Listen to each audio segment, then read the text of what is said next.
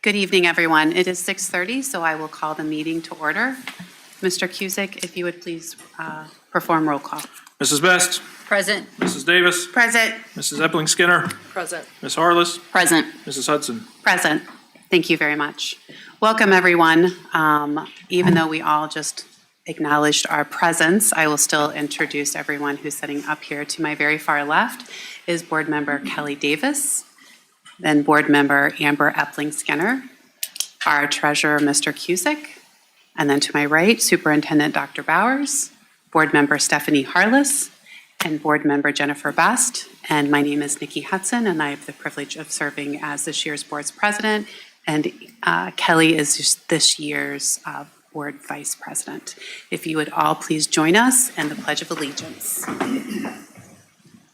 I pledge allegiance to the flag of the United States of America and to the republic for which it stands, one nation, under God, indivisible, with liberty and justice for all.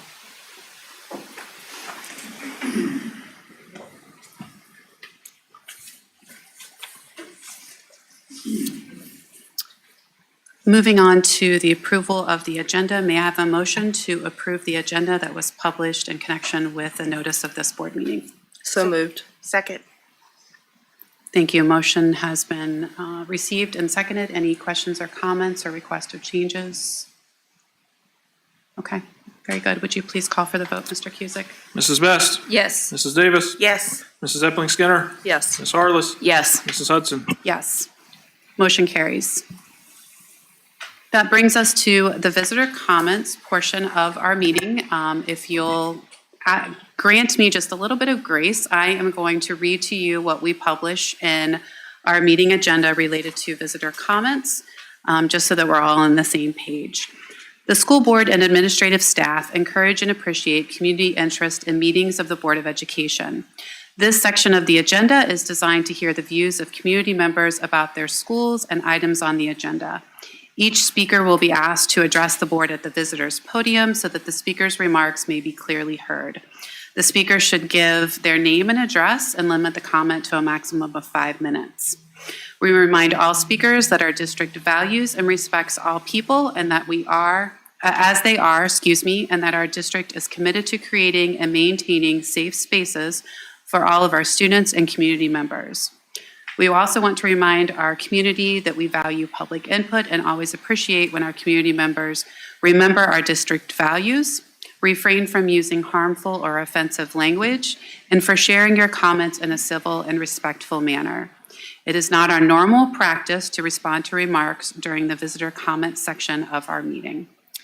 And with that, it looks like we have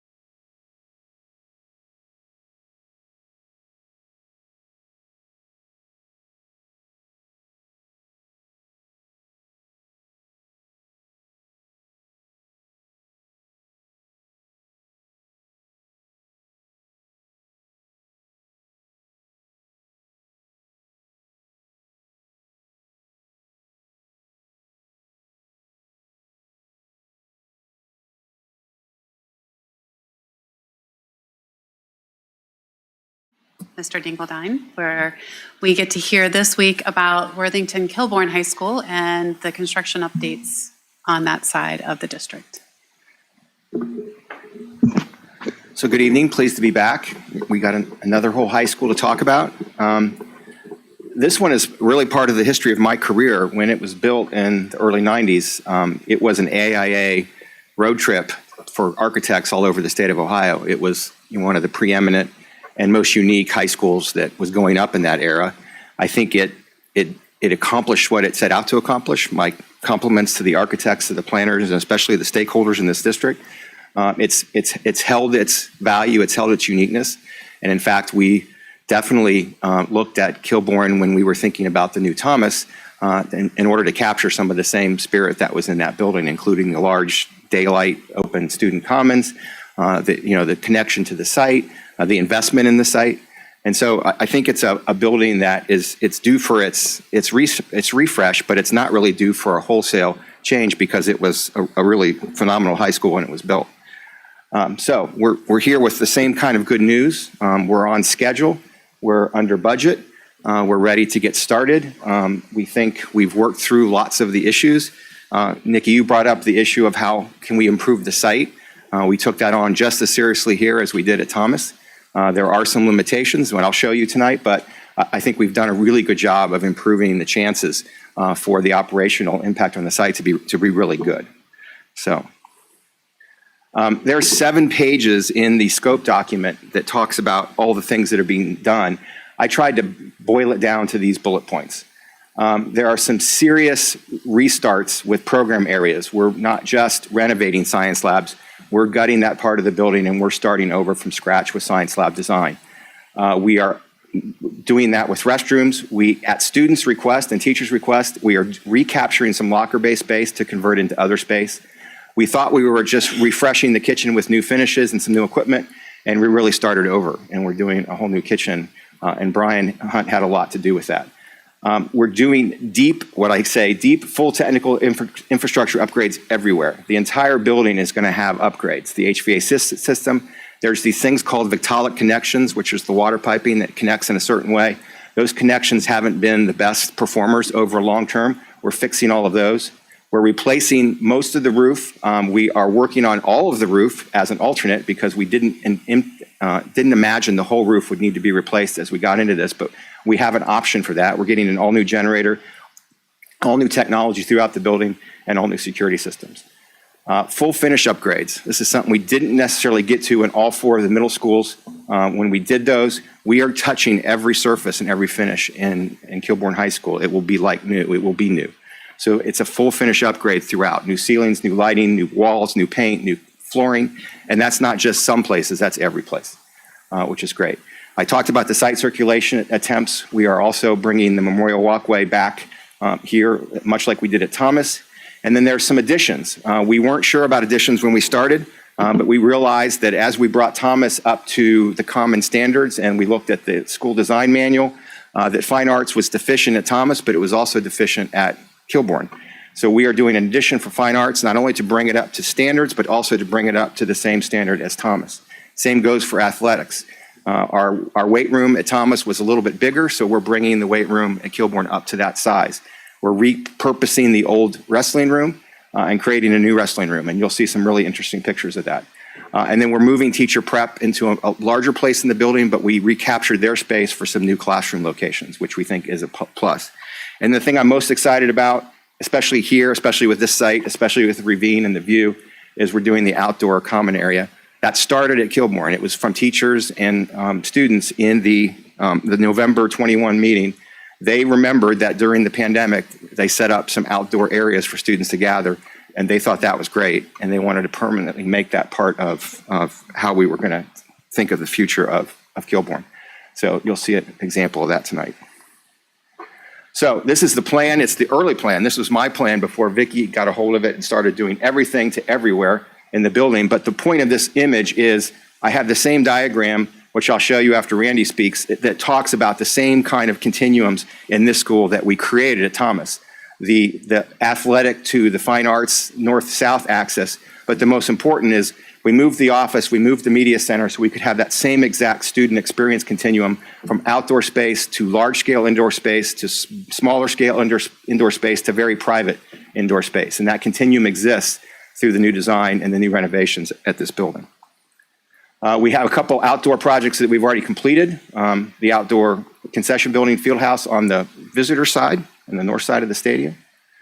This is great. Nobody, I think, imagined how much difference this would make to teams and practice and times getting the athletic turf field here for folks to practice on. I think it's getting great use already, and I think additional fields are in our future just because this has proven to be such a great investment and really beautiful. Same as Thomas, the lacrosse wall. I think Randy's going to show you about the locations. And then there's been some miscellaneous landscape tune-ups around the building. This is the memorial walkway that's out by the student entrance at the northwest corner of the school.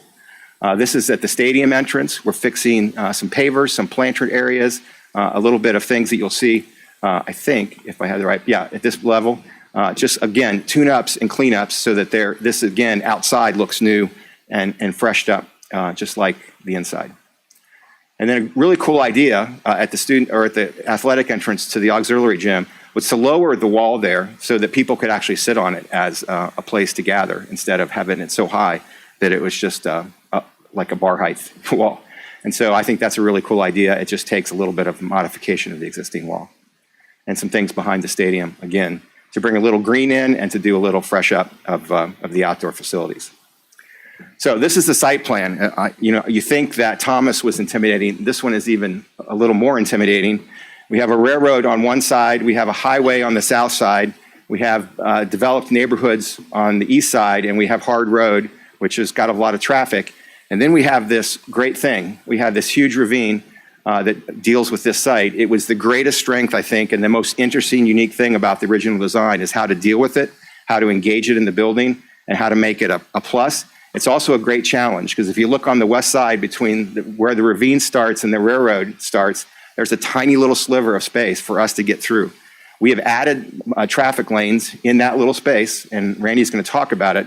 And we think we've got ideas where we can actually have traffic slip in and slip out for big events, but also on a daily basis. We've dealt with traffic in some pretty unique ways. It's all you, sir. Thank you. So I'm going to cover the impact that it's going to have on our community and our students through construction. But before I get to that, Mike mentioned the building. When Kilbourne was designed, the plans were drawn in 1989. And I'm told during that time, there was a feeling in the community where it was the school that was new and the school that was old. There were the haves and the have-nots.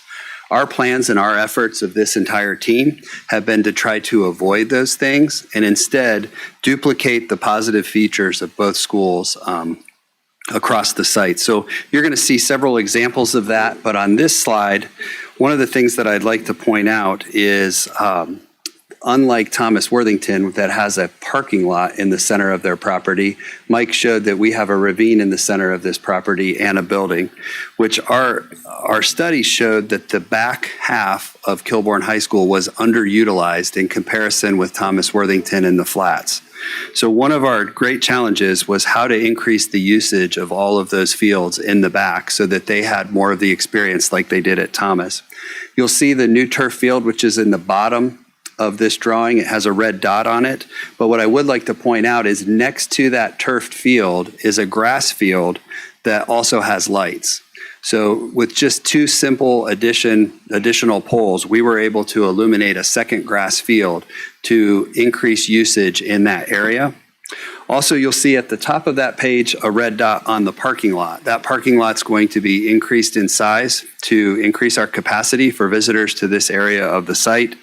And then there's the paved cart path, which will provide walking access to the back. And then the third dot that's kind of in the middle of the page, that's where the lacrosse wall currently sits. But we're excited about this. And again, it's just one example of us taking something positive that's at one school and trying to transfer that to the other. Much like last time we presented, we showed you the cafeteria design for Thomas Worthington. That was us trying to duplicate the very positive feature at Kilbourne High School and bring it to the students at Thomas. So I wanted you to be aware of that. Moving forward, one of the challenges that we began to tackle was taking a look at traffic and how traffic flowed on the site. Mike mentioned that we are widening the path to behind the building to 3 lanes. This was done primarily because of large events. When you're trying to exit the property, there seems to be a bottleneck right there. So having 3 lanes where we can bring multiple lanes from the back of the building at the same time, obviously with some traffic control assistance, will certainly help.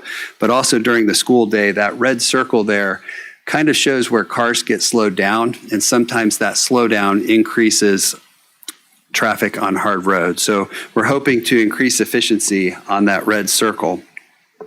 One thing before I move beyond this, I would say to the right, so you can see just part of that parking lot in the top right corner of this slide, that's where Russilli will use as their laydown area. That's where their construction trailer will be housed, far away from the student parking lot, over to the opposite side, and actually on the side of the building where we will eventually do additions to the site. So that's just a little bit about the impact of the front lawn. The field will be open throughout construction, that front field, and we will be able to maintain that.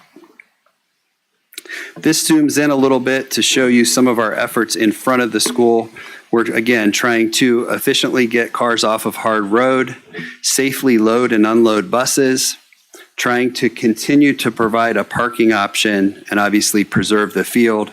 You will notice that buses will be able to stack 3 across, kind of in a diagonal fashion. Cars will still be able to parallel park, but they'll be parking closer to the band field, further away from the school. And there'll actually be 2 lanes of flow through for parent drop-off traffic, which will increase our efficiency there. And students will be able to safely cross there in the middle, where we always have staff on duty in the morning. So without really drastic changes, the staff at Kilbourne High School feel like this is going to make a difference, improve efficiency, and get cars in and out effectively. So those are the changes and how it will impact the front.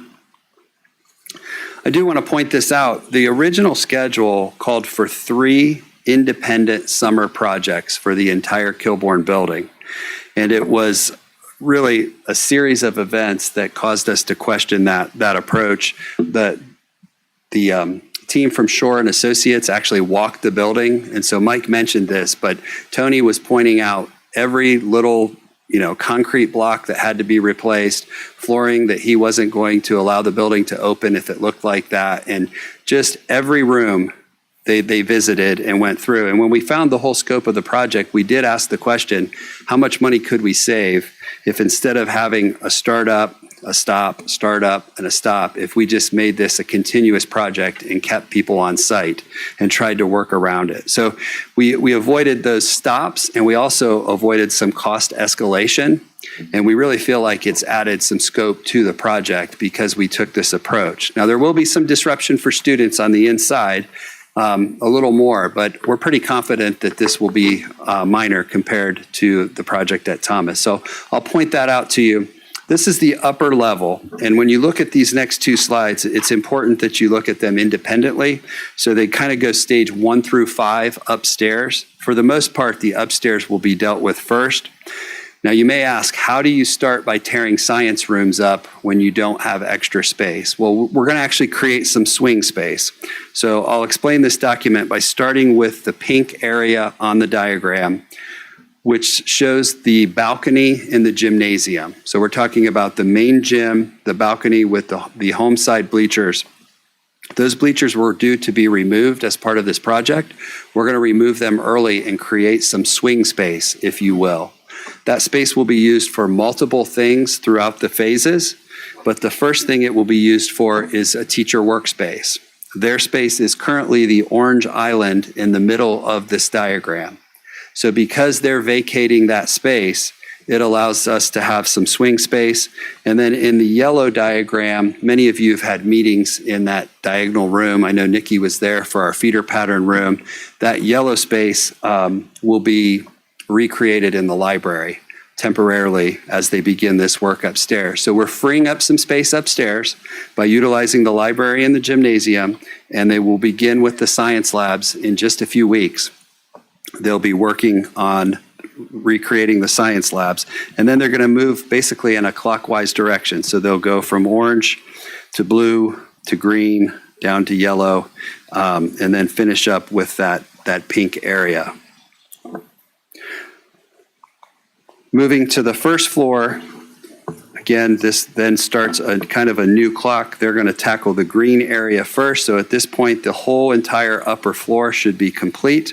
And then they'll move down to the main floor, working on those areas.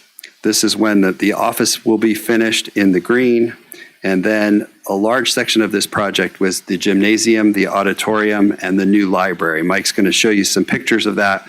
And then the last stage of the project is the dark orange, which are 3 additions to the building that will have huge impact on how the site is utilized. I'll let Mike finish and then answer any questions that you might have. Thank you, Randy. So this is that diagram, and again, I refer to it just to get us to start talking about the building in full, and this is very, very exciting. And again, this whole concept of outdoor student commons, it started in November at Kilbourne. We certainly carried it to Thomas, and there was no pushback from anyone there. But the students brought this up, and then the teachers piled on. They said this would be fantastic opportunities for us in terms of, one, connecting to the ravine, to nature, because you can see it, but you can't actually get out there with it. There's no way out of this wall in the current school.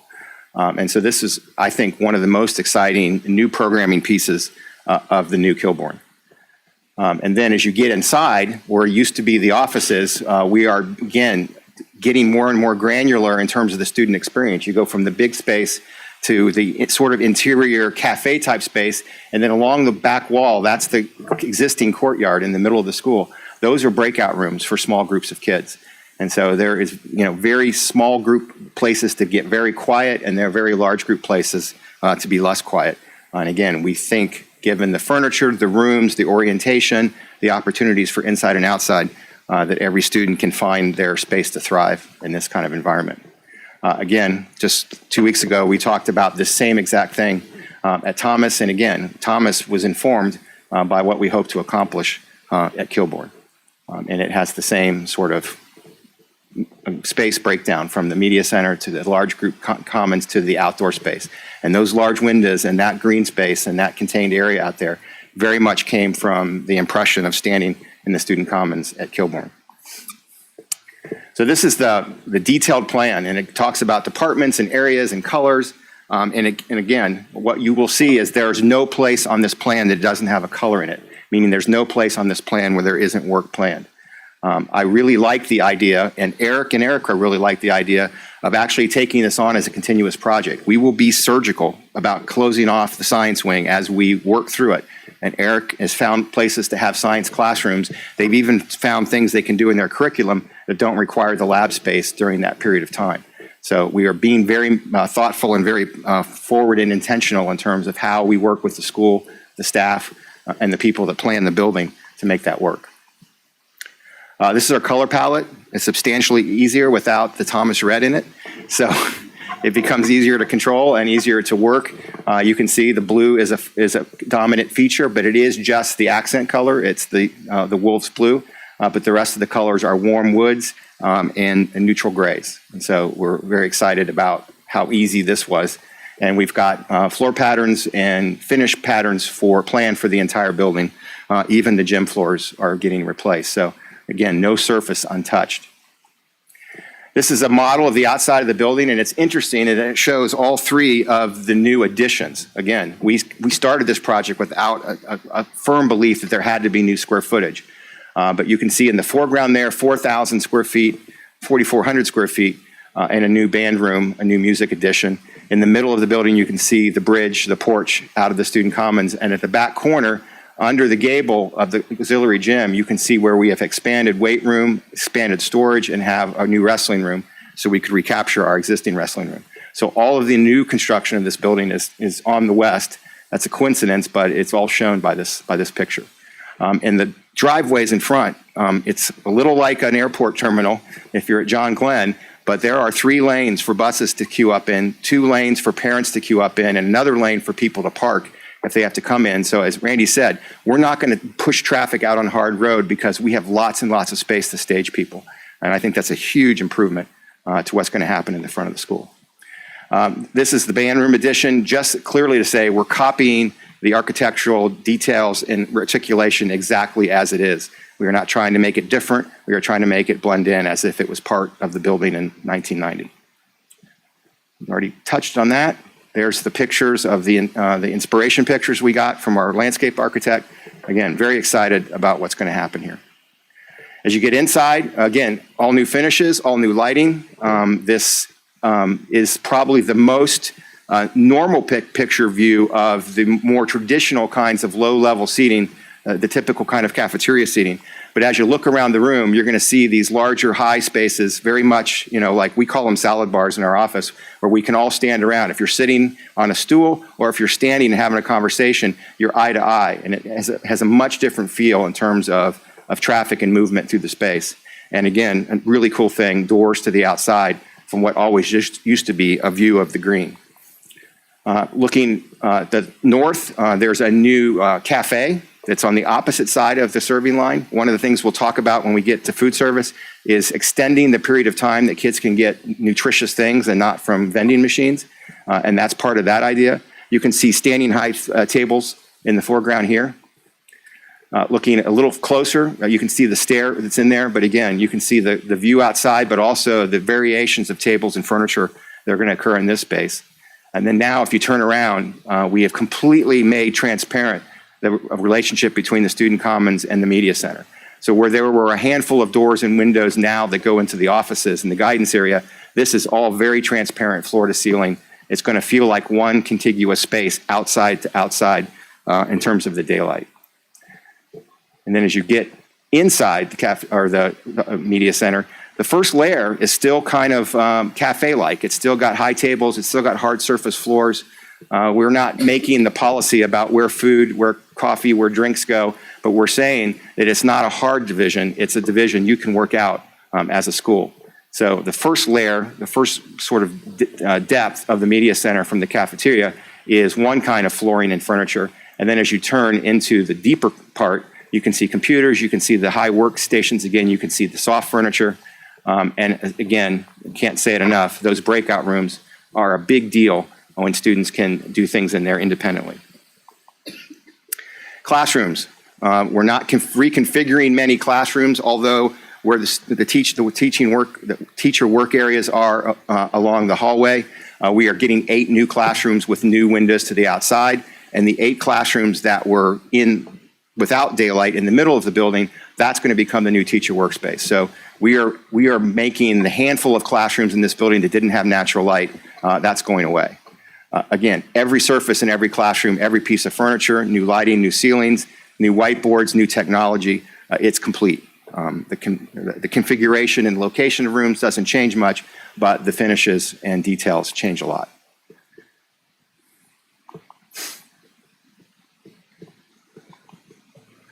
The old media center entrance is now the administrative area. It's right at the front of the school. It's next to student services. We think there's a relationship that is positive there. We needed the media center to be next to the student commons. So even though there was a relationship there that I think was positive for administration, this is a good opportunity. And it's been redone completely, and all of the layout of all the guidance, psych, principals, assistant principals, all of it is in this space. And again, we've kept the daylight as complete as we can in this whole space. But the entire old media center is becoming the entire new administration. This one I totally give to students. It was their idea that the number of lockers in the school was not necessary. What we picked up in terms of traffic flow was great, but if you look at those 2 rooms on the left, those were formerly those blue bays of lockers. Those are breakout rooms that are in this part of the building. And so students gain space by saying that they don't all need or use the lockers at the same density as they used to.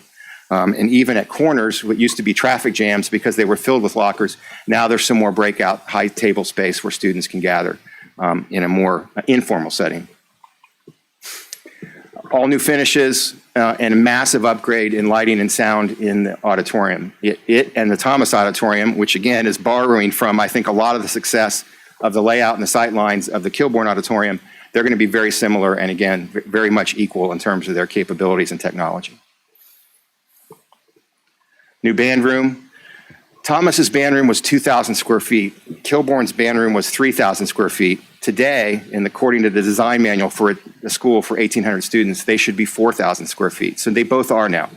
This is the addition on Kilbourne. It's a brand new band room. You can see the storage capabilities around. The band director also noted that those cases being all the way around the room do wonderful things for just the diffusion of sound. And so we have sound absorption in this room, but we have a lot of sound diffusion in this room because of those instrument cases that create that space. Very high, so flags and rifles could actually practice in here. This is the kind of space that we were hoping to achieve, and we did at both Thomas and Kilbourne, dramatically different from the current spaces that they've been in. I thought kitchen and food service was paint up, fix up, but after our consultant, Rotano Design, got involved with Brian, they brought a lot more ideas to the table. Lengthen in serving hours, versatile concepts, healthier options, good stuff. And this is stuff that's happening in high schools and universities all over the country. And so those ideas meant that we started from scratch and we redesigned the kitchen with all new equipment, but with all new layouts. So there's grab and go, there's serving options, there's flex areas, all this opportunity to redo. And again, same thing happened at Thomas because we were in a new place. But we have the old kitchen space, but we have an all-new kitchen in that space. And again, lots of ideas that are coming out, lots of opportunities for different kinds of serving and different kind of options. And the coolest, and again, both high schools, there is a deli that is open much longer than the cafeteria kitchen is open. And so there'll be some opportunities for before school and after school healthy choices for kids. Gym, changing, all new bleachers, much greater spacing, both in sight lines and knee room. The current gyms at both Thomas and Kilbourne were very tight. There's no way that the number of butts that you could count in seat numbers would ever reach the number of people that could sit there. Because if I were in one of those seats, my knees would be taking up the seat left of me and the seat right of me because they were 22-inch space. Now we're at a much greater space, better sight lines, again, all new finishes. We're very excited to see how this will serve both schools. And both schools are existing gyms that are getting all new seating. This is cool. It's not a very exciting space. It's empty. It's the front part of this image is the weight room at Kilbourne. But one thing that you'll notice if you've ever been in the weight room at Kilbourne is none of those windows are there. One of the things that the Kilbourne folks, when they saw our design for Thomas, was look at all that daylight. That would be great. And so we are doing that. We're adding those windows, creating that daylight, creating some additional space here that allows us to make both weight rooms very, very nice opportunities and very nice environments. This is my favorite thing. This is the old wrestling room. It's big enough for one mat. After we finished the Thomas Fieldhouse with the team room in it, again, people viewed it and thought, this is great. Can we do this at Kilbourne? And this is, in fact, what we did. So this old wrestling room is now the team room. There's a big garage door that opens up out to the stadium. There's a large space here. This is a 100-seat kind of lecture room, but it's also an opportunity for all kinds of things related to athletics and the athletic part of the building. And then again, it's in a perfect location, and it gives us all kinds of flexibility in terms of daytime use, but also for athletic events. And again, it's just like Thomas. So the last thing we had to really think about was, as we decided to create this super back-to-back kind of race through the building in terms of the construction, we also needed to do that in terms of the furniture delivery. So instead of getting $2 million worth of furniture in one delivery during the first phase of the science rooms, we have all the furniture sort of packed up and coming into the same exact sequence of the classroom work. So just in time, right on time, we're going to load the science room with new furniture, then go on to the next phase, and that phase will get loaded with new furniture right when it needs it. And so we have that all figured out, and it's complex, but again, nothing is as complex as Thomas, so we're feeling pretty good here. And the last thing is we're resetting all the signage to the ADA standards, to the tech size standards, to the toilet room identification standards, and to the new WK logo standards. So the whole building will have all new signage from top to bottom.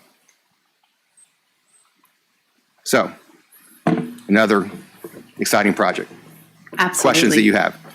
Fantastic. Kelly, do you want to start us off this time since we started down the other end the last time?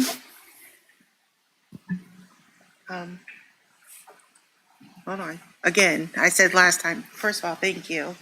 I really do appreciate that breaking it down. I appreciate that Thomas was first, then, not in any order, but to take all of this in at one time is a lot. So again, I would probably go back and listen to this recording just like I did with Thomas. And I don't have as many questions, I don't think, regarding this one. I'm looking at my notes here. There were a couple slides that were different than what we have on our agenda. We got a few updates this last day, yeah. So that was just, which I appreciate. So let me look at my notes here. The teacher's workspace, the final space is a space that's not going to have windows. Correct. So we're adding classrooms that are going to have windows. The Right. weight room is going to have windows, Right. but the teacher's workspace is not. Well, gonna we have talked about it with teachers, and they said if I'm teaching all day in a classroom and I'm going to my desk in the teacher work area for a period or for half a period, I'd much rather have that be the space where I'm not having the daylight versus Okay. my classroom. So it is something I wouldn't do in a brand new school. There's no place like that at Thomas, but there's 8 classrooms buried in the middle of the building. It was very efficient at the time. It's right in that front part of the building. And instead of being English and social studies classrooms, it's now teacher work area. It's a wide open space. It has high ceilings. It'll feel nice, but it won't have daylight. Okay. And there's nothing we can do about that. And we made that trade based on teachers telling us they'd rather have it in their classrooms than their work area. And that's what's most important. You mentioned the addition, and I love how you talked about how it's just going to blend. Because when we look at Thomas and how it's just, Yeah. you can see the additions. And so I'm grateful that will be just like a smooth transition. And Nobody should know where it look starts and where it ends. I think that's all. I may have another question. Oh, the traffic flow. So Randy, you talked about that a little bit and talked about expanding that, and which I would appreciate from coming off Hard Road, like as I have to drive through 2 school zones for both high schools in the morning. Where are we taking that space from to add those extra lanes? Are we moving into the grass part? We're moving just a little bit, but not enough that we won't be able to fit a full-size field there. Okay. So I don't know, is it about 8 feet? Yeah, and we took out some of the middle space and we pushed even a little bit toward the building because that's all a new curb and a sidewalk. So we stole just a little from everywhere so that we could get it balanced, but we were told that the band field staying there was a non-negotiable, so we made sure that happened. I'm sure. I just appreciate it. I have been in that back parking lot trying to get to the front and out many times. So I'm sure that will be helpful in the morning and after school and of course after events. I think that's all I have for now that I can think of. Thank you. Thanks, Kelly. Amber, would you like to go next? This is also exciting. Thank you so much for Good. walking us through that. It just looks beautiful. And I had never thought about making Thomas and Kilbourne kind of complement one another, but I think that's, really, really great that you all had that foresight to sort of make them, complementary. Not only was it foresight, we had orders from the Yes, top. well, that's great. I love that. The traffic thing, yeah, I guess I was hoping to see another exit as a mom who spent hours of her life in that, traffic lane trying to get to and from the school. There's really no option though, right? You've Right. got the railroad tracks, you've got Right, we looked at those. 270. And for a football game, I think you need a traffic control person at that intersection where the circle is, because they can let 2 lanes flow for a long time and go all the way out to Hard Road. Before then, they let people in, and before then, the student parking lot empties. But during a regular school day, there's going to be stop signs there, and there's going to be enough traffic that people can line up in pairs instead of one at a time. So we'll double the throughput of that when there's no one there, and I think we'll triple the throughput when there's a traffic control person there. Maybe that will And help again, then. it'll be great.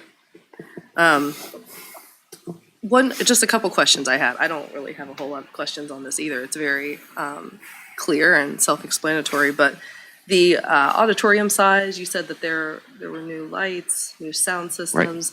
any changes to seating, or is it still the same capacity? We might have a couple seats out where there needs to be handicap parking spaces, but it's pretty much exactly as built, the original. Okay.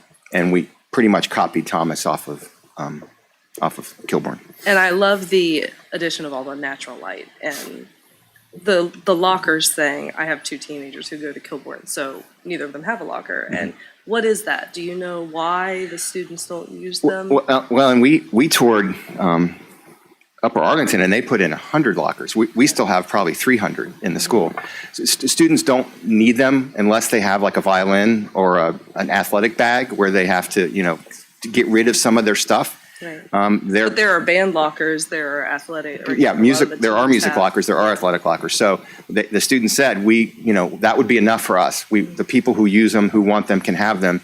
What Upper Arlington does is they just have daytime combinations on them. You put your stuff in like you do at an airport, or not anymore at an airport, but you used to do, and you leave it in there for the day, and then you take it home, and then you pick a different locker the next day. Okay. I think that's all I had. Yeah, just thank you. Thank you for all your work on this. Thanks, Amber. Stephanie, would you like to go next? Yes, and the benefit of going later, your questions are already answered. Thank you very much. It's beautiful. It really is. It's beautiful. I just have one kind of, probably I'm an old stick in the mud question about the lockers. I accept that they are not using lockers today, but I don't know that that's necessarily the trend that we go in another 10 or 15 years. So I think to the extent that we can just have that in the back of our mind so that if we need to shove some more in there, we can. I think that would be beneficial because, it's just, 15 years ago, Correct. we would have never said we can Who knew? eliminate lockers, right? And we could be So- wrong. Chromebooks are changed a lot about Yeah, size absolutely. of stuff you carry. So Absolutely. I think Yeah. that's a big part of Sure. why we're not seeing them today. But who knows what happens 15 or 20 years? You're right. Right.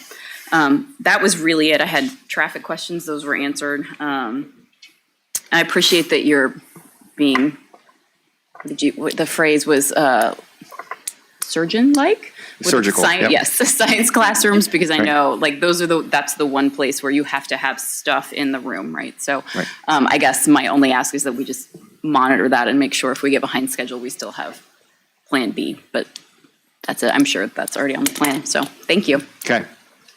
Okay.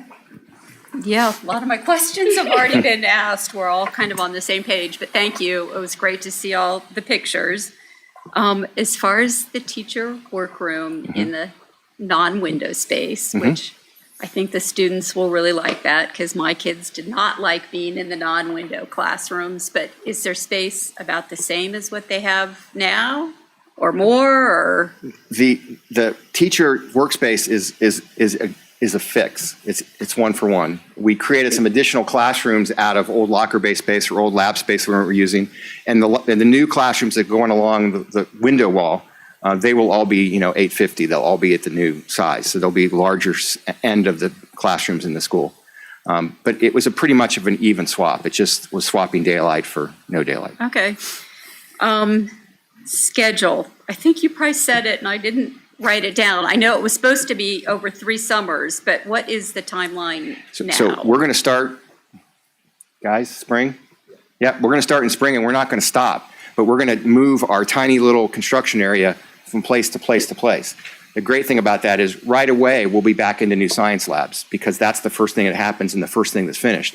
So Eric's already figuring out when those folks go back to their science rooms, now he's got more swing space for the math rooms that we're going to take offline next. And so there's a tiny little displacement that occurs, but right away, you're back in new space. You're not waiting 3 years to see the new finished building. You're waiting just for the first summer in the fall. This fall, we'll have brand new science labs open. Okay, that sounds great. Thank you. Excellent. Most of mine, obviously, I'll just say has also been addressed. But I will echo the appreciation for the fact that you guys are duplicating positive features, standards, all the benefits at both of our high schools. So that's a huge benefit to the entire community. Also want to express gratitude for the fact that you identified the fact that if you kept this a continuous project versus the starts and stops. It sounded like you had some significant savings Yes. there, which allowed us to expand our scope, which is Correct. obviously very beneficial. Can you talk just a little bit about LEED certification? I think we addressed that with Well, Thomas I have to last backtrack time. because I told you last week or 2 weeks ago that Thomas was not going after the LEED credential, and in fact is going after the LEED credential. We registered Thomas with the Green Building Council. It's easily into LEED points, green or LEED silver points now. We could even see, some possibility of LEED gold. But the existing infrastructure at Kilbourne being mostly a renovation, there's a couple of prerequisites that we miss. And so what I said 2 weeks ago was correct for Kilbourne, but it was incorrect for Thomas. Gotcha. So we are doing all the same things. We're doing all the same strategies. We're doing, as much green as we can for both buildings. But Thomas is officially in the LEED registry and officially is on track for LEED silver minimum. Kilbourne is going to match all of that to the degree it can, but it couldn't meet all of the prerequisites that required it to meet the registration standard. So we're Okay. going after the similar things, but Kilbourne won't officially be a LEED registered building. Thanks for that clarification. Does that lead to any other questions? Are you guys comfortable with that? Go ahead, Kelly. I was just wondering if there was a reason why Kilbourne and why Thomas and not Kilbourne, like what was missing?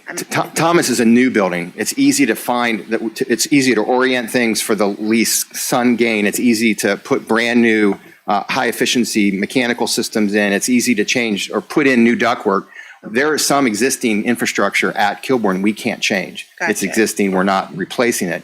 And it causes us to miss on a couple of the prerequisites in the LEED certification. Okay, that's helpful. Thank you. A lot of the schools in Ohio, if they're more than 50% renovation, it's really hard to get into LEED. If they're more than 50% new, it's pretty easy to get them registered. Okay, thank you.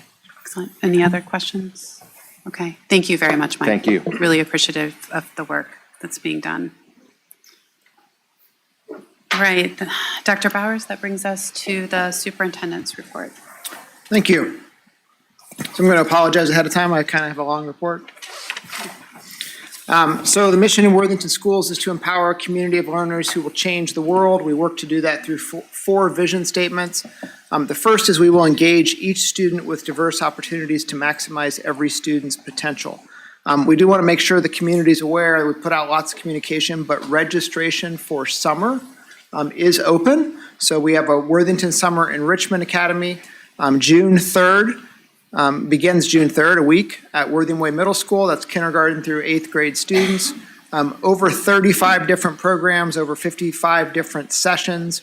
Enrollment began February 16th. We already have 240 students registered. So if you're thinking about an enrichment academy that week of June 3rd, kindergarten through 8th grade, you'll want to dig into that. We've got a number of other summer school programs, high school credit courses, STEM camps, speech and language support, some Broadway boot camp coming in June. So that full catalog will be available here shortly. And then if a child was selected for academic intervention, that's June 3rd through 27th, K-5 registration, those invitations went out to families. So if you were one of 400 different students who received those invitations, we're hopeful that families will respond to that. We want to provide intervention to as many students as we can. And so we're excited for that. So check email for invitations, check our website, but summer registration and the weather today kind of felt a little bit like summer. So want to be planning for summer, even though it's still February. The second vision statement that we have is we will provide a safe environment where every student can grow intellectually, emotionally, socially, and physically. Just in conjunction with our Worthington Education Association, we've been evaluating a new safety system called Centigix. This system is designed to alert safety services to exact locations in the school to save critical time, and it's designed to empower teachers to make those decisions. So this crisis alert system is a wearable panic button for teachers, for all staff in a school.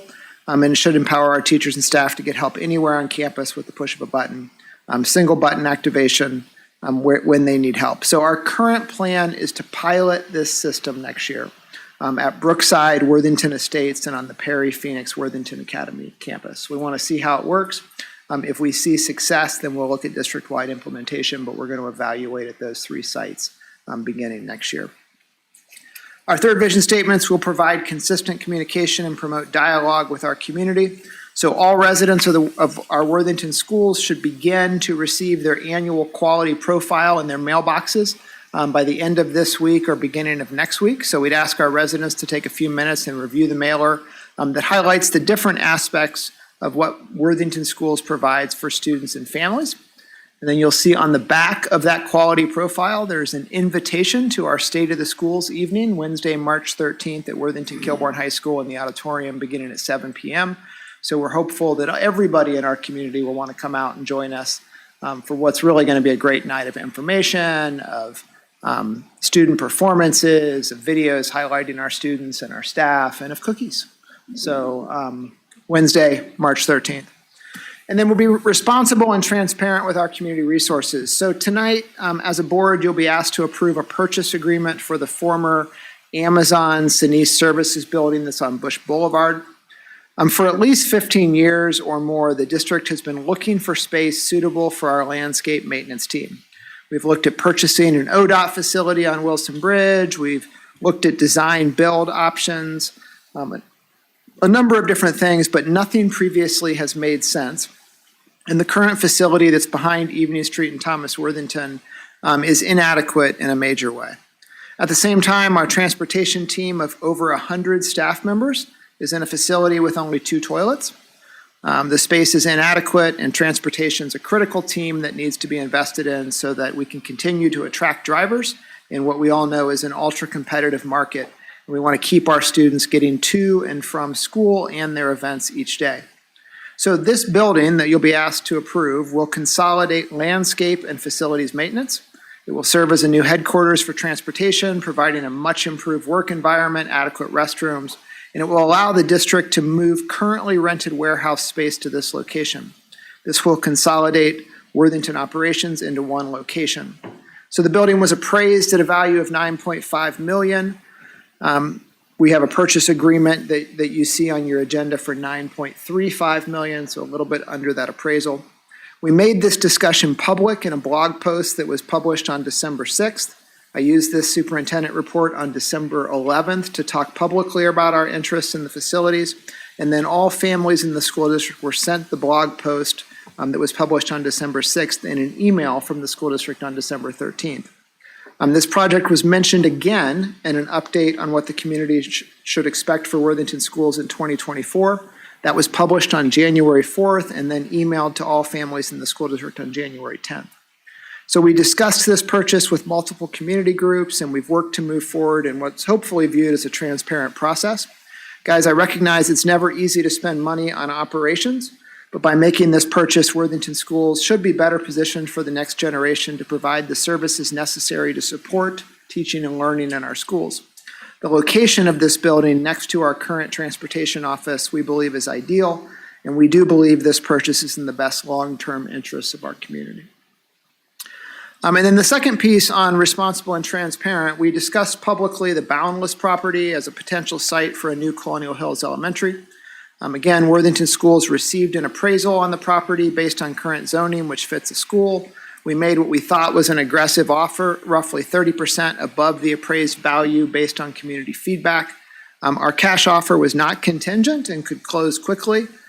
We thought those were obviously important qualities, but we were informed Boundless received and likely will accept a higher offer on the property, presumably based on redevelopment of the parcel that likely will require zoning change approval. So we'll see how that progresses with the community over the next few months. We're obviously disappointed that our offer wasn't selected. Hopefully what is proposed on the site's a win-win for the community. If it's not seen as such by the community, Worthington Schools remains interested in those 14.7 acres, and we continue to believe it's a good location for a school. So with that, President Hudson. Thank you, Dr. Bowers. That was a lot. I appreciate it. Very all relevant and important information. Any questions or comments or anything that we want to discuss before we move on to? Go ahead, Jennifer. Yes. On summer camps for the intervention, to just clarify for the public and everybody, it is free for kids that are invited. There's transportation and there's lunch, I believe. Yes, so our teachers, our academic achievement team has worked to identify targeted students for intervention. So obviously, those services are free to all those families who are targeted for that intervention. You're right, there's transportation, they're right, there's food provided. We hope to be able to serve about 400 students in there. There will be other programs for families who want to register but aren't selected for targeted intervention. And some of those are on a fee-based process. Great, thank you.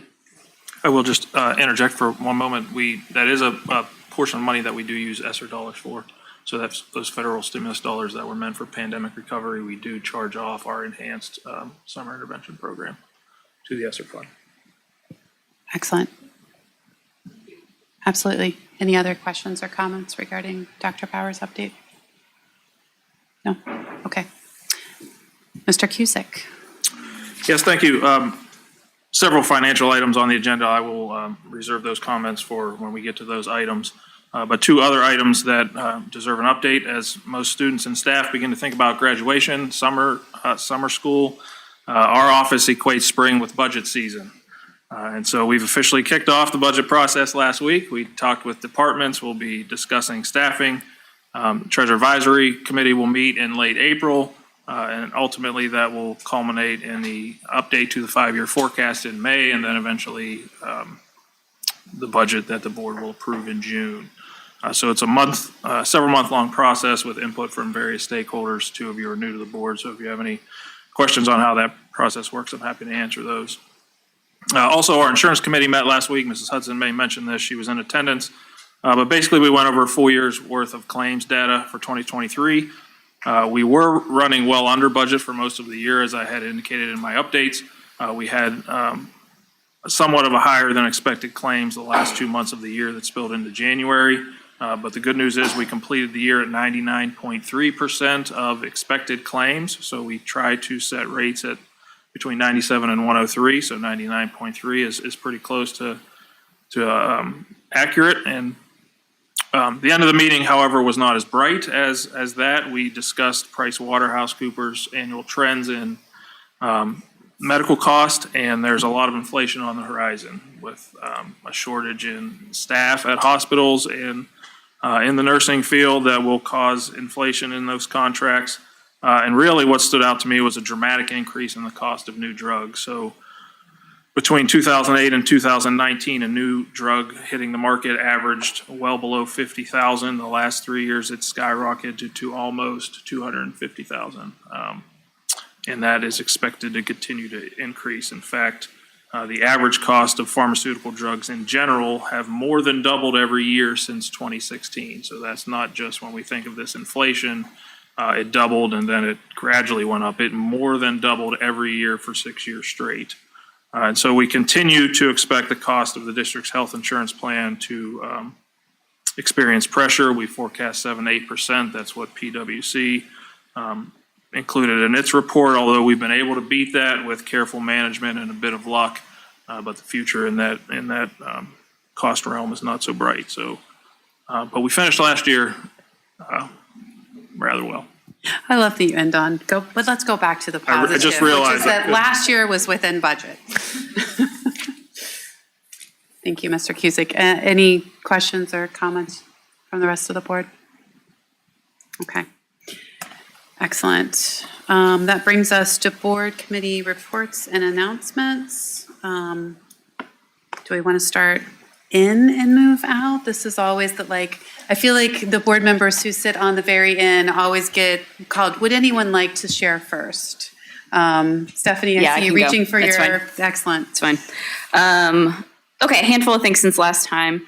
I had the opportunity to go to a couple of student feedback sessions, one at Kilbourne and one at Academy. And they were very different because the students just shared different things and talked about different things, but they were really beneficial for me as a new board member, but I think also beneficial in general. And I think one thing that I'd like to have a conversation about, like maybe as a board or with everybody, is just kind of, because there's a few difficult conversations that happened, which is good. And I'm thankful that the kids felt empowered to share their experiences in those spaces, because it can be really intimidating to have a whole bunch of adults in the room. But I just like to understand, and this could be just me not understanding, kind of how we take that feedback and action it, and kind of what the expectation of that is, and how we talk, return that feedback to the students and things like that. Because they did kind of put themselves out there, right, to have those conversations. So that's something that I would like to do. I'm really glad that I had the opportunity to go to those. I also did a little bit of volunteering at Worthington Hills One World, One Night event last Wednesday. And that was an amazing event. It was really well attended. And saw a lot of familiar faces and new faces. It was a great event. So I would encourage everybody to check that out next year. And then I also was at Thomas's Culture at its Finest Black History Month celebration last week as well, last Thursday. Time is a circle. And that was a really powerful event for me as well. And it felt like the students really felt like they could share some really important messages at that event as well, in addition to all of the celebrations. So I was thankful that I got to go to that as well. And then I went to Key Communicators in Kelly's place. So that was my first session there. And then the only other thing that I'd like to remind us all of is that we have talked about making sure that we do a legislative update and thinking about like what that looks like for us as a board, and how do we do a pre-read and how often do we do it. So I just don't want to drop that conversation. So I want to make sure that that is top of mind. And that's all I got. Excellent. Thank you. Jennifer, would you like to go next? On this side, like Stephanie, I went to several student performances over the past couple weeks, and I went to 3 of the student feedback meetings, and it was all good. It's so nice and positive to be able to see our students performing and at their best. At the student forums, I took a few notes on some of the comments, and I agree. Some of these things need follow-up with the administrators, and I've kind of got a list, but the kids, and we all know this, they love the variety classes that are offered. They love their co-curriculars. We could see that when we go to events. I mean, that's what gives them their sense of community. They like some of the new life skills classes that we have, but I was getting mixed messages on academic tutors, access to counselors, getting on to Schoology, and they talked a lot about mental health issues. And so, once again, just things that we need to keep in the back of our minds to discuss. We talked about cell phones, I think, with all the groups, and I think the students were pretty much on the same page that they like each teacher having their own rules in the classroom, that they're pretty happy with the way things are right now. Talked about safety, physical safety. They feel safe. They really like the security monitors. They feel comfortable with them.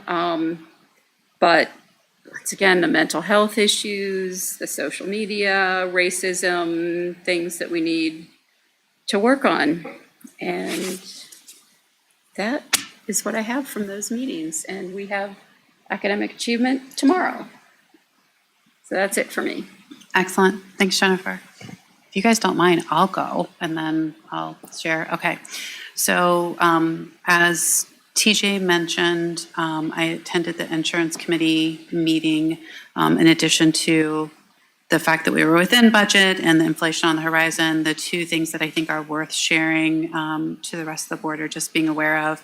The addition of the EAP program seems to have been very well received by membership.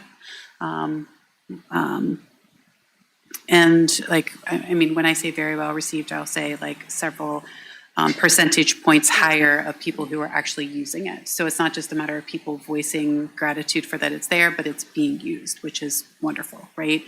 And then I made a promise that I would plug the fact, because the Anthem people were, I don't want to say harping because that has a negative connotation, we're really stressing the fact that anyone who's a member should download the Anthem app, which is called Sydney Health. And that, so those administrators who are sitting in the audience tonight, if you use the insurance and you don't have Sydney Health app downloaded, they were strongly encouraging that you do so, that it helps you check the status of your claims, the status of your mail-in prescriptions, that it can answer just about most administrative questions, which obviously takes less questions being relayed to our staff and Beth in particular. And then it also provides you with access to virtual visits. So it sounds like there were a lot of benefits there, and maybe I'm sure it's already been cascaded down to the general membership, but if there's a means by which that message should be cascaded down, Vicki, maybe that could be a takeaway to do so. I was able to attend a student feedback session at Thomas. I will say, one of the questions that was posed to those students was the impact of construction over the past year. And they did share a few. And, whether it's the loss of a library or no black box theater or, time-consuming setup for wrestlers because they're using another space. And I think it's just important that we all note that our students, and I don't think anyone's missing this, but just remember that our students are experiencing sacrifices right now, and that we continue to make sure that they understand that the importance of that impact long term, right? This is a new building that's going to serve generations to come, and the gratitude that goes with that. I will say it was at the very end of the meeting, Stephanie, but there was a student who was arguably brave and vulnerable, and shared that they wanted to note how our history is still very white-centric, and those are my words, not theirs, and that there's still room for growth there. And Trent was very quick to point out that Kelly was at that meeting, and Kelly is, leading the social studies review of curriculum. And so we can obviously talk about this more, and we should talk about it more, but I do think it's worth talking about what the administrators at those meetings do with the feedback that is received during those meetings. I had put on mine that I think that at a meeting this spring, we should plan to talk, and maybe we can combine it with your suggestion, Stephanie, we should plan to talk about whether or not there's value in a suggestion that I feel like has come up several times over the past couple of years, and that's whether or not we should once again have students that are part of this board. Obviously not in the same capacity, but that are members of the board. It's been brought up during election campaigns. It's been brought up, I feel like it was brought up even at the beginning of this calendar year. Maybe it was the end of last calendar year, because Charlie said he was here when it was done before and he felt like it didn't work well. But that doesn't mean we can't have the conversation again. And so we should look at, what do we want to accomplish? Are we not doing that with our current practice of having those student sessions, which, by the way, didn't used to be in their space. They used to be here. So it's a lot safer space now that we go to them. And then what did we learn from our prior practice, which my understanding, correct me if I'm wrong, Dr. Bowers, was in place for like 6 years, where we had student representatives on the board. So Kelly, just as you mentioned, you want to have the conversation about our liaison positions. That will, I think, from an order standpoint, come first, but then we'll look for subsequent meetings when we can talk about these student sessions, what are we currently doing with the feedback, and then also talk about what would we look to accomplish by having a student member or members on that join us at board meetings. Yes, I agree. I think the conversation about having student representation on the board is probably a separate conversation. I don't see that solving solving is not the right word because I'm not saying there is an issue. That does not address my comment about just having a greater understanding of what the goal of student feedback sessions is. So I feel like they're only intertwined from the standpoint of what are they meant to accomplish. Right. So they can absolutely be separate ones, or they could be, depending upon what we have on the agenda, if time permits, then we'll address both at the same time. sure. Okay, excellent. That's all I have. Kelly or Amber, would one of you like to go next? Oh, I did go to Granby. Thanks, Kelly. I love it when one of us reminds us of the other. Well, I also went to 3 performances of The Sound of Music, because when you have kids who are performing, you are there as a parent for all 3 performances. So do not ask me how long I had the music from that musical in my head, which was absolutely amazing. I mean, our arts in this district just blow my mind. Our student talent blows my mind. The confidence those opportunities, the confidence building opportunities that we provide our students in so many ways, shapes, and forms, not just within the arts. And it can be on the stage, it can be in the orchestra. It is extremely valuable. And as Kelly mentioned, Kelly and I were invited to speak at the Granby PTA. Actually, the board was invited to speak at the Granby PTA, and Kelly and I went on behalf of the board to talk about what we do as a board. Like, what is exactly our role? What are the limitations of those roles? How do we operate? How do we set our agenda? If someone has an issue that they want to bring up to the board or they want to elevate, what's the best means to do that? I'll let Kelly fill in those things that I'm missing, but we were very grateful for the opportunity. It was a really nice conversation with the PTA, and we hope that others might take us up on, might reach out and ask for, submit a similar request or ask us to join them as well, just because I think to the extent that there's any confusion over what we do as a governance body, it's a nice opportunity to clear that up. All right, now I am really finished. Thanks, Kelly. Would you like to go next? However. Okay. I too went to some of the student feedback sessions. I went to the one at Thomas Worthington and then at Worthington Academy. And I think my 2 biggest takeaways after listening to, it was only an hour and both sessions went so fast. The administrators, Trent, did a great job of sort of facilitating that conversation, making sure everyone in the room felt heard. But my biggest takeaway was just hearing the impact our teachers have on these kids.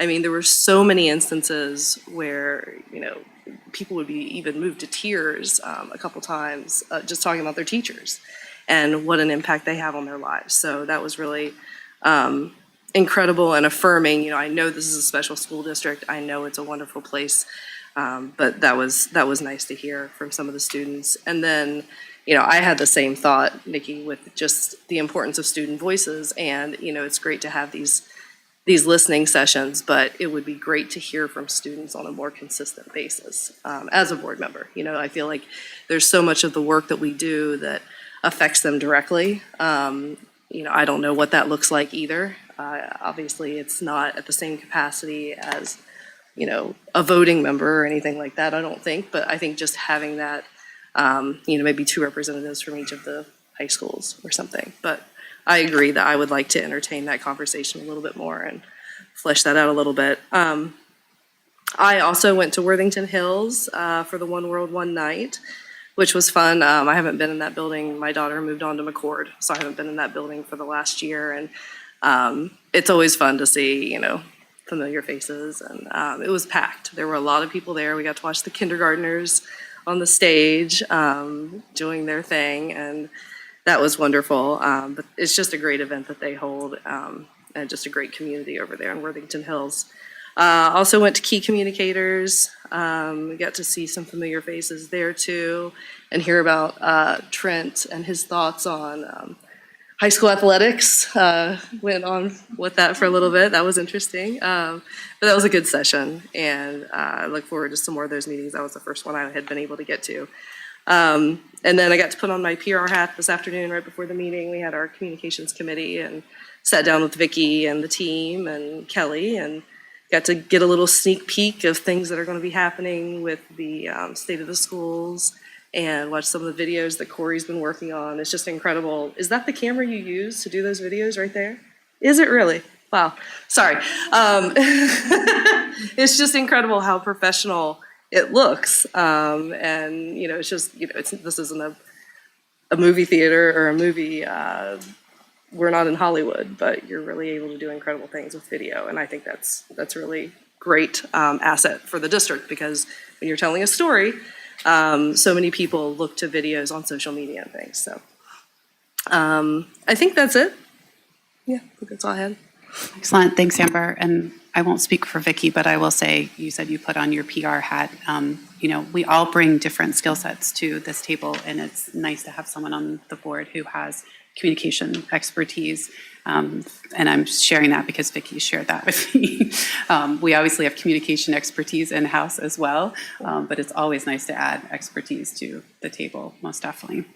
I have a lot of fun talking to Vicky about SHOP. Stephanie called out the legislative update thing. So we had talked about this at the last meeting. I am the OSBA legislative liaison, and I'll tell you guys, like, the email they send once a month, it's called The Link.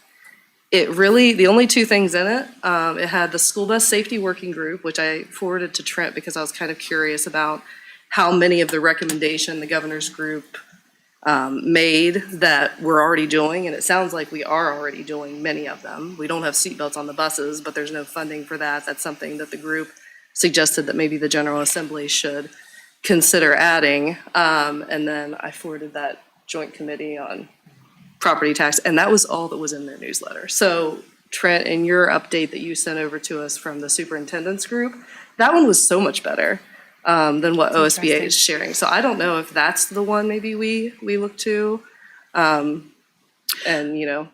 I appreciate Talk that. about. I was going to mention the fact that, you know, every time we join OSBA, every year when we renew our membership, I guess I should say, I don't remember getting this in years past, but this year we got a thank you for your district's membership message. So they may be like modifying their communication as well, but it included the ability to track legislation. So it was a particular site on their website, which I don't know, I haven't looked to see if we can get separate updates, but I just will recommend everyone go back to their OSBA email that looks like it was sent on January 24th, and there's a legislative bill tracker, OSBA legislative bill tracker. Now, maybe that's equivalent to what you're saying was sent out and is not as thorough as what Trent gets from his superintendent. No, there wasn't a bill tracker in here. And, I mean, the General Assembly is kind of in a lull right now. They haven't been on the floor for months. So that could be why there isn't a whole lot of content in this either. Okay. Excellent. Thank you. Can I just add, I think that would be great, because I like the idea, we brought up the idea of like a pre-read, right? I just think that we need an opportunity to kind of have nothing happening right now, but in general, have an opportunity to discuss it as a board so that because this is what we get, you know? Absolutely. Since you are the legislative liaison, do you want to take a look at that bill tracker? I'll just forward the email to you so I don't have to go searching for it. And then still do a comparison between what Trent gets through his organization and what we get, and then determine which one you feel like is best for us to do from a pre-read standpoint, so that we're all reading, we all have the same, starting from the same point. For those conversations. We might want to have a conversation too, just on how because there were a lot of bills to watch in the superintendent's summary that Trent sent out. I mean, some of the bills, you know, I don't know that we need to be talking about things that really don't have any legs, that are never going to go anywhere, you know? So I think we need to sort of all be on the same page as to what we actually care to hear about. So that report every month is not like 10 pages long, because it could be. I mean, when they're in session and when they're busy, there's a lot of bills being slung around. Sure. Okay, so maybe you can think about if we are getting a longer list, regardless of which resource, how, as legislative liaison, do you want to highlight the ones you feel like are most important for us to be to read beforehand from a pre-read standpoint so that we can have a substantive discussion about it during our board meeting, or at least be prepared to the extent that anyone wants to dive into them. Does that sound good? Okay, excellent, thank you. It's all you, Kelly. It's all me. Well, I actually did just get a big legislative update, and I did not take a lot of notes to share tonight because I know we have a lot on our agenda. So I went, and this is not in any particular order, but I went to OSBA's 201, and it was amazing. There was a in-person and virtual presentation, so people were able to like be on Zoom and ask questions, and so it's very interactive, very interactive. A big major theme, which we're doing right now, is to have more interaction at the board table. Like they talked about, like letting your community know what you're talking about, what's on your mind, what's important to you and your board, and how you're going to work together. So that was a major theme as each person presented their section. They talk about the 5 C's, which is competence, collaboration, commitment, cooperation, and communication. Again, my report is, I had a lot, and I just didn't want to expand on too much for the sake of time. But being responsive with communication, make sure all 5 board members are aware of what's going on. If there's an issue or a question that's raised or information that can be shared, to make sure that all 5 of us know about it, because we are one body. And so that was a big thing that was emphasized, making sure everyone was in the loop. So legislative update, there was a lot. I mean, they did mention those 2 items that Amber talked about. They also talked about proposed legislation that talked about absenteeism and academic intervention. There were things about expulsion, dyslexia. There's a lot of proposed legislation out there. And I can't remember, there's something I get from them on Fridays that has also a lot of information. Is that, okay. Then they talked about critical board policy topics to talk about. One was technology, which was generative AI, and a lot more of things. What the gentleman talked about was policy topics. So we talked about House Bill 68, for example, and we don't use OSBA to update our policies. We use Neola. What he was offering, so I'm wondering if we can touch base with Neola about this, is looking at what our practice is now and how that will impact policy that we have and what the difference will be. And so I'm wondering if, like, you and I can have a conversation about adding that maybe to a policy meeting, about reaching out to Neola about that. So I thought that was important. There was a legal update, and just really good engaging conversations. I mean, there was a lot of sharing from different districts. We talked about public comment. We talked about how people conduct their minutes. So I felt like it was really interactive. And while there was a guideline to the day, there was also some extra that was added into that. Nikki talked about how we went to Granby, and she covered pretty much everything. I mean, people asked questions about our peanut allergy policy, the special education audit. So very, the highlight for me would be to let people understand like the avenues to take if you have questions or concerns, and what route to take. So you know who to contact. So that was a good, and I did post about that and offered any other PTA that wants us to come out and explain what we do. Kelly, you should note that you frequently said start with your principal. And Patty was like, no, she wasn't. But I did say start with your principal. So there was that. Then I got to read to students at Worthington Hills. And, we sit here, we have a lot of conversation, we read legislation, we go to trainings, but when we get to be with students, that was just amazing. So I was able to read a book to them during that One World, One Night event, which I had never seen before because, my kids didn't go there. And it made me realize like more events that maybe we could all just pop in and attend, just to see what our different buildings are doing. So this event, I guess I thought it was the first year, but no, it's been going on for multiple years. And they had displays on different countries and cultures and celebrations. There was a Down syndrome awareness display. Kaleidoscope was there. Amber mentioned about the kindergartners performed. The Thomas Worthington Cardettes performed. I mean, it was just a really good, well-rounded event and very well attended, absolutely. So I will look forward to going back next year if I'm invited again. Hopefully I read okay. I went to internal key communicators. Thank you, Stephanie, for going to external key communicators with me. I also attended my first PTAC meeting. It's okay. So I didn't write any notes because I thought you were going to cover it, but also Toya did a great presentation talking about the DEI champions and for any giving guidance to any PTAs if they want to start a DEI subcommittee.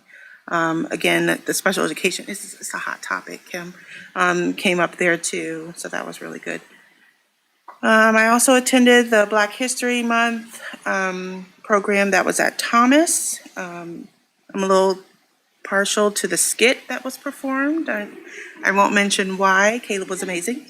But just thank you to Kathy Starks. I mean, that's very much student-led, and I love that they recognized the student that was kind of like the, I don't know, the leader, the organizer of that.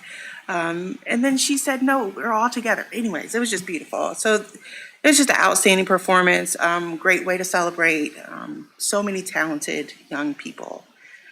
I was only able to attend one student feedback session. Jennifer, thank you for covering for me. I felt like there was a lot of coverage going on for Kelly Davis this week. Just, again, same that was always said. I mean, there were some positive things for sure, that connections that people have to our schools, which is what we want. We want them to be connected to something, band, a club, a sport, any kind of interaction. And so that really struck me, but they talked about some things that were just really concerning and concerning to them, right, on their hearts and very heavy on them. And I felt that at the Thomas Black History Month as well. There was some spoken word that was said that just really sat with me, that our students, as they come into our doors, are carrying more than just their backpacks. And I just, want to be able to have a continued conversation on how we follow up with those students. What are some actionable steps that we're doing to address the concerns and the positives? We want to do that as well so we can enhance those and highlight those as well. So it's not just addressing those things, but there were some heavy things that were mentioned. But what I was excited about, I don't know if you could say excited about something being heavy, right?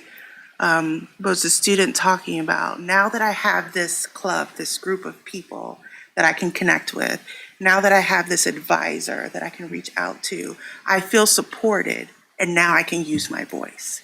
And I just, want to just emphasize how much it is important for our students to have a connection in their buildings and be supported in order to be able to say the thing that needs to be said. I mean, sometimes we just need to know. So that was just really helpful. I said thank you to Jennifer and Stephanie. That's all I got. Thanks, Kelly. Right, let me pull up where we are in the agenda.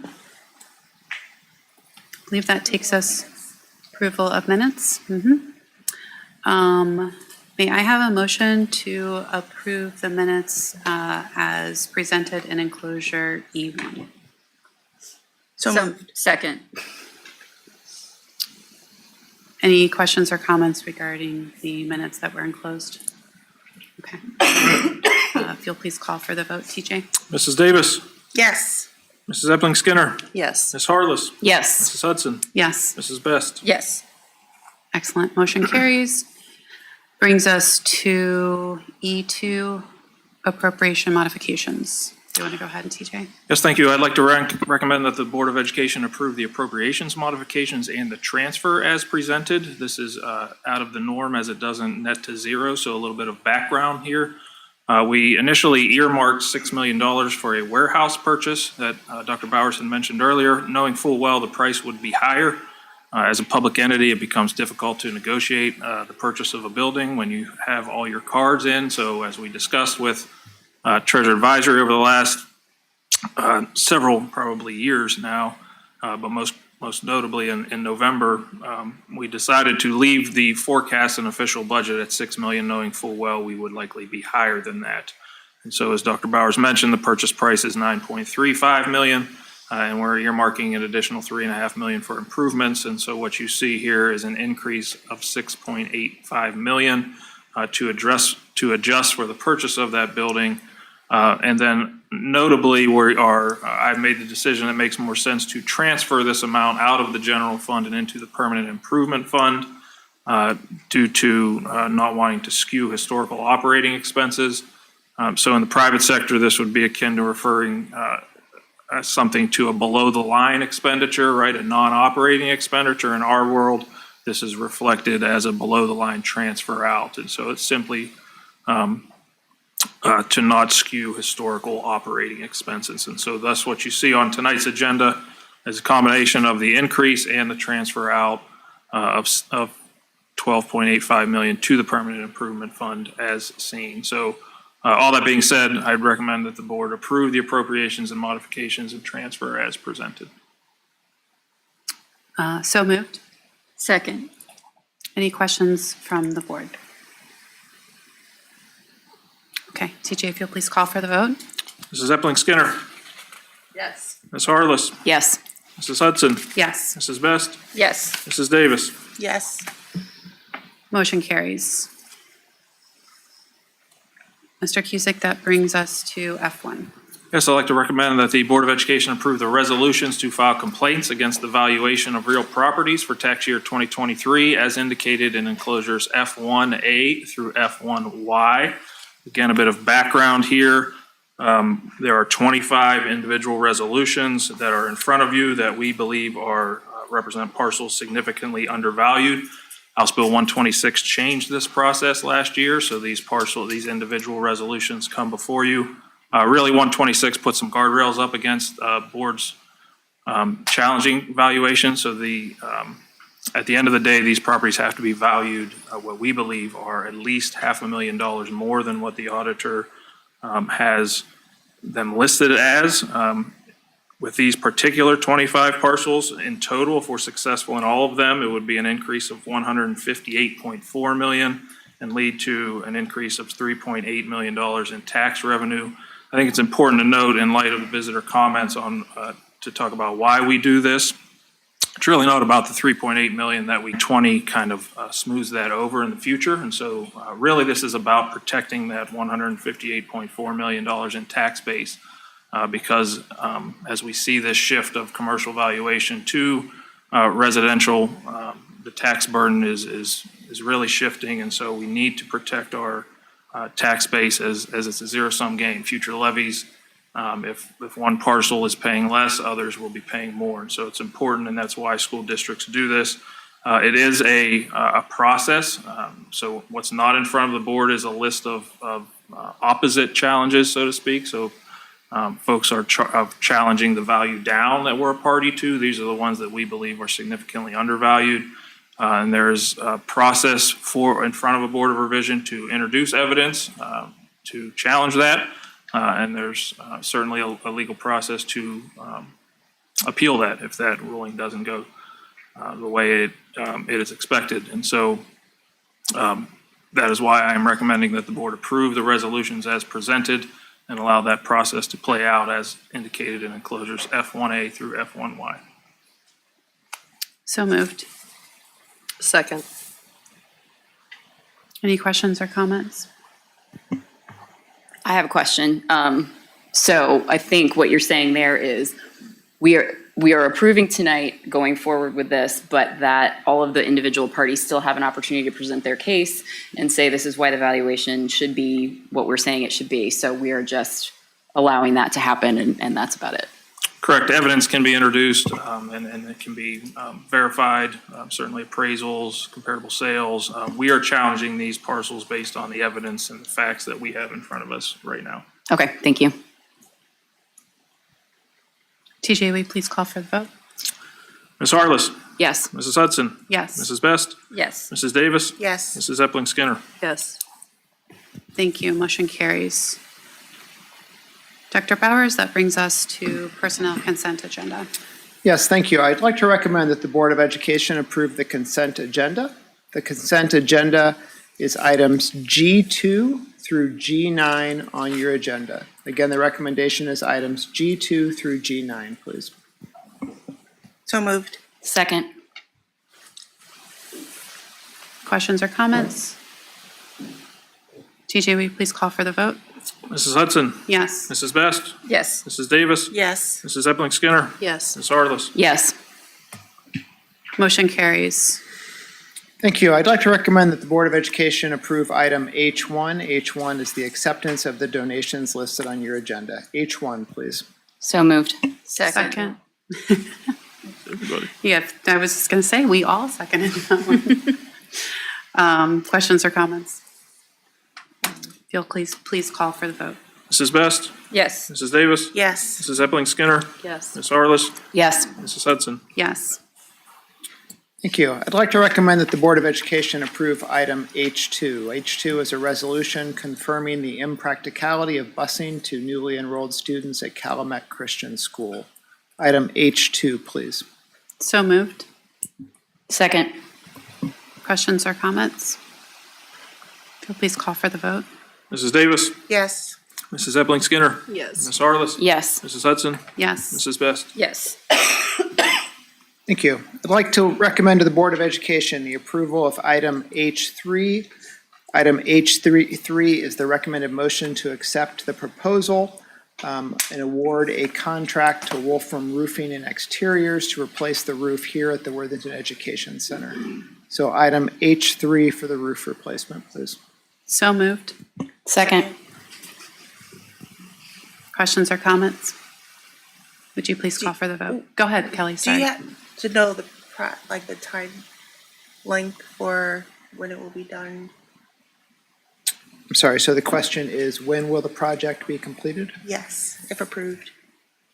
I'm not sure the answer to that. I just want- I will get you an It was answer just- to that. It just was kind of like a curiosity question. I'll get you an answer to that. Okay. Would you please call for the vote? Mrs. Epling Skinner? Yes. Ms. Harless? Yes. Mrs. Hudson? Yes. Mrs. Best? Yes. Mrs. Davis? Yes. Motion carries. Thank you. I'd like to recommend the Board of Education approve item H4. Item H4 is the approval of the expedited local partnership resolutions, which are for Phase 2 of the Thomas Worthington project and Worthington Kilbourne High School project. The expedited local partnership, as you know, is part of the Ohio Facilities Construction Commission. This allows us to build credit for the co-funded portions of these facilities that hopefully will be rebated back to Worthington schools at some point into the future. And we're building to those specifications to build that rebate again at some point in the future for this community. So we do need this approval to continue in that expedited local partnership. So that's item H4, please. Thank you. Is there a motion? So moved. Second. Questions or comments regarding that? Okay, would you please call for the vote?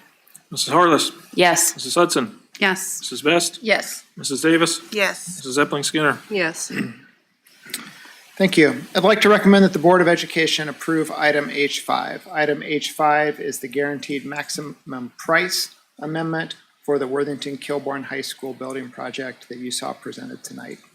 Item H5, please. Is there a motion? So moved. Second. Questions or comments? Mr. Cusick, would you please call for the vote? Mrs. Hudson? Yes. Mrs. Best? Yes. Mrs. Davis? Yes. Mrs. Epling Skinner? Yes. Ms. Harless? Yes. Thank you. I'd like to recommend that the Board of Education approve item H6. Item H6 is the guaranteed maximum price for the natatorium. You'll see a presentation on the natatorium at our next board meeting on March 11th. By approving the guaranteed maximum price today, that allows construction to begin on schedule.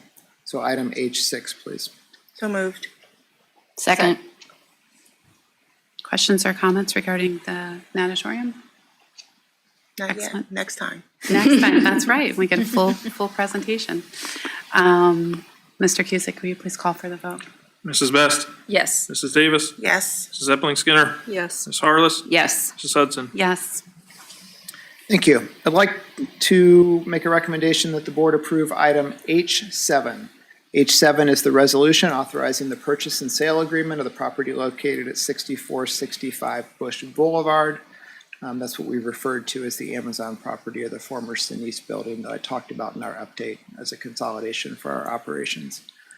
Item H7, the resolution to acquire property, please. So moved. Second. Any questions or comments? No, I just want, well, you want to arm wrestle? I don't have a question. I just wanted, kind of back to Kelly's comment about trying to communicate make sure we're communicating at the board table. I just want to echo everything that Trent said earlier about the value that I think that we all think hopefully this brings to our students and our staff. And it sets us up, puts us in a position to serve everybody across the district for years to come. So this is an opportunity that we won't see again. Excellent. That was basically the same thing, just reiterating Trent's, rundown of communication about this property, and was not something new for sure. And I appreciate TJ's input with his Treasurer Advisory Committee. Those are community experts that gave you good feedback about putting us here, basically. So,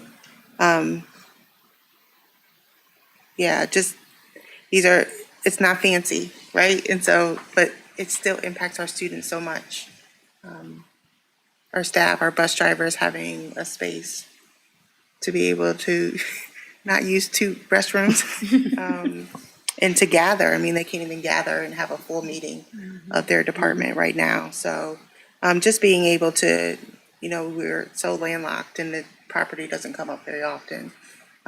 So I appreciate our administration's hard work. I know they put a lot of time and dedication into this and, different considerations, and much longer than I've been on the board that they've been having this conversation. So, thank you all for that work. Excellent. I will just echo that and say that the status of the building behind Evening Street has definitely been talked about the entire time I've been on the board, and I think Jennifer can probably longer. attest to longer And than much that. longer. Yes. And the thoughtfulness that has gone into the consolidation that this will allow for throughout the entire district is much appreciated as well. It's almost part of the Thomas project, really, when you're thinking about this shiny, pretty new building that Thomas is going to be and having, A building that's falling down behind I it. mean, I wasn't going to, yes, it's kind of a little bit of an eyesore. But also, I mentioned the governor's report on bus safety. I mean, one of the recommendations from that task force was professional development for our bus drivers. And if we don't even have a space where the bus drivers can meet to have meetings, then that's problematic, so. Absolutely. Excellent. Thank you, everyone. TJ, would you please call for the vote? Mrs. Davis? Yes. Mrs. Epling Skinner? Yes. Ms. Harless? Yes. Mrs. Hudson? Yes. Mrs. Best? Yes. Motion carries.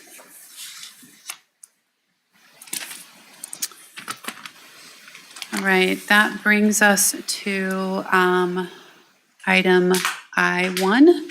If I could get a motion to approve the registration, actually of each of us, for the Ohio School Boards Association Central Region Conference on March 6th, as set forth in the agenda.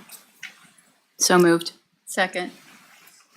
I'm going to assume there aren't any questions or comments, given that we are all on that included and want to attend the conference. TJ, would you please call for the vote? Mrs. Epling Skinner? Yes. Ms. Harless? Yes. Mrs. Hudson? Yes. Mrs. Best? Yes. Mrs. Davis? Yes. Thank you. Motion carries. That brings us to requests, questions, or concerns from the board.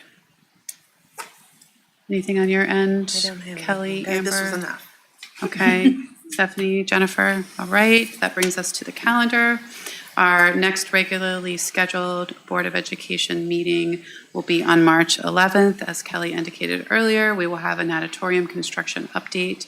In between that date and our April 8th Board of Education update, or meeting, excuse me, will be the State of the Schools on March 13th. And then again, our April 8th meeting, and then April 22nd, where we will have a special education audit presentation. Any questions or comments regarding the calendar or concerns? Okay, excellent. If I could have then a motion to enter into executive session for the purpose of discussing the appointment, employment, dismissal, discipline, promotion, demotion, or compensation of employees or an official, or an investigation of charges or complaints against an employee or official, please. So moved. Second. You'll please call for the vote? Ms. Harless, Yes. Mrs. Hudson, Yes. Mrs. Best, Yes. Mrs. Davis, Yes. Mrs. Epling Skinner. Yes. Excellent. Motion carries. Thank you for those of us who were in person tonight, those of us who were joining us. We will now move into executive session. Have a good evening.